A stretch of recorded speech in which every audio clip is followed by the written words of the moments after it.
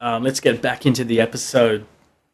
Let's talk about PT and that signature tone of yours. That is really cool, and thank you very much for taking the pedal that I made for you and putting it into your signature sound. That's really awesome. That it just gets you to where you need to be, and I'm really happy that it does that for you. So it makes all the effort worthwhile, to tell you that.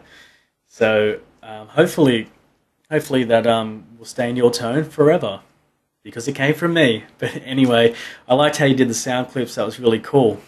And yeah, nice sort of mildly to rock sort of overdriven tone. I really like it. But anyways, I checked out Cell Dweller, and that's pretty cool. I like the beats that they got. Yeah, it's kind of a techno beat. It's a bit more up tempo, but I really like the guitars and the way it sort of goes in there. I'm actually a fan of new metal music. I was back in the days when it was starting to become popular. A lot of guys hated it for some reason, but you know what? That's their problem. We can't please everyone. And speaking of new metal, so I'm going to see Devil Driver very soon in March. However, I'm not really going there to see them. I've seen them before at a festival. They're a pretty good band, but I'm going there to see the main support band, the last support band, or maybe it's the first support band on this. Who knows? I'm going there to see, if that focuses, Il Nino. They are one of the best new metal bands, I think. Now, I know the singer's not the best vocalist, the guitarists aren't the greatest guitarists, but when they all come together, I think it's fantastic. And I love how they've got their Brazilian sort of cultural music, cultural percussion. They mix in with it, and I think it's great.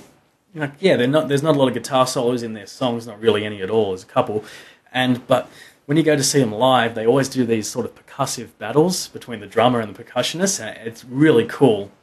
So, but yeah, no, I liked Cell Dweller. I thought it was pretty good. I didn't like all the songs, obviously, but it was different, and yeah, highly rate it. If you guys, anyone else out there hasn't checked it out, check it out. It's pretty good stuff.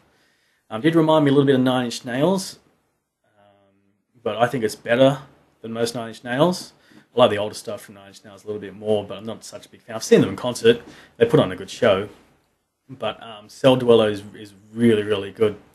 Sad to hear about Gary Moore. I didn't know too much about him except for some of his bluesy stuff, like that song I think it's called Still Got the Blues or whatever. That was a cool song. There's so much emotion in his playing, like it really makes you feel it. Speaking of which, Pappy, I understand what you're talking about when people say, oh, you can never play like Jimi Hendrix, or I'm only saying that because I'm looking at this inductor where they stole Jimmy's picture, put it up there. But people say, oh, you can never play like those guys because you just don't have, it's all in the fingers, it's all in the touch. You know what I say to those guys? Fuck them. Because why are they degrading you? Why are they putting you down saying that you can never do something? If anyone in the world tells you that you can never do anything, they're an asshole. That's the sad truth about these types of people. Don't listen to them. Maybe they're great musicians. I'm guessing most of them suck. Because why would you put someone else down because they just say, I'd like to play like this. What can I do with the gear I have, like you're saying, to play like this person? Same when someone buys a signature guitar. You buy a signature guitar basically because you want to have the same setup, same tone as your guitar heroes. There's nothing wrong with that. Some people like it, some people don't.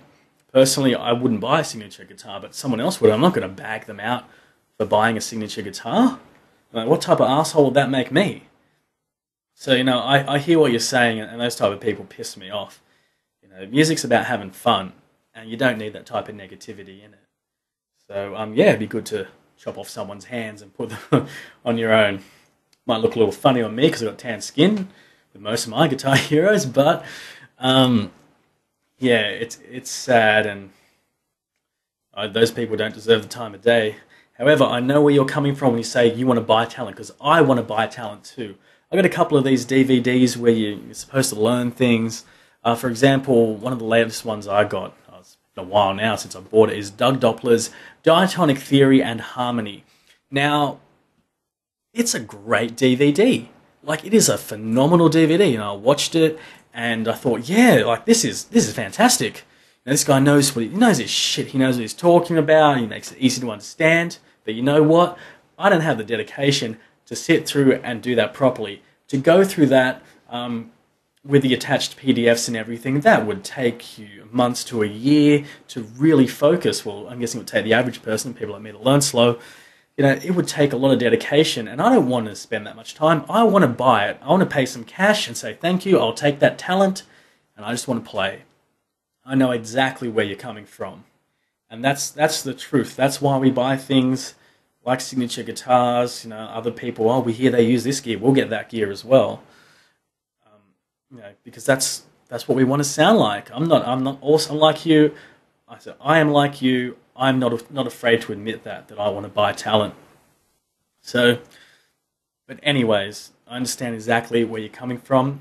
But I better quit talking. I will say one more thing. Radio Lab. I downloaded that episode about the music and how we perceive music, how we hear it, how our brain processes music. When that neurologist was there talking about when the people did riot, that was interesting. Basically our brains can process what we have heard. If we haven't heard it before, it can't actually process it. Releases chemicals that can possibly make you go a little bit crazy. Very interesting. So it's true. You don't hear music, you feel music. I thought it was interesting how he said when your brain can't process things, it releases that chemical, which is one of the symptoms in people that have schizophrenia. They release too much of that. I thought that was interesting. But yeah, really, really cool, really well-produced stuff. If any of you guys out there in Blissland haven't checked it out, I urge you to check it out.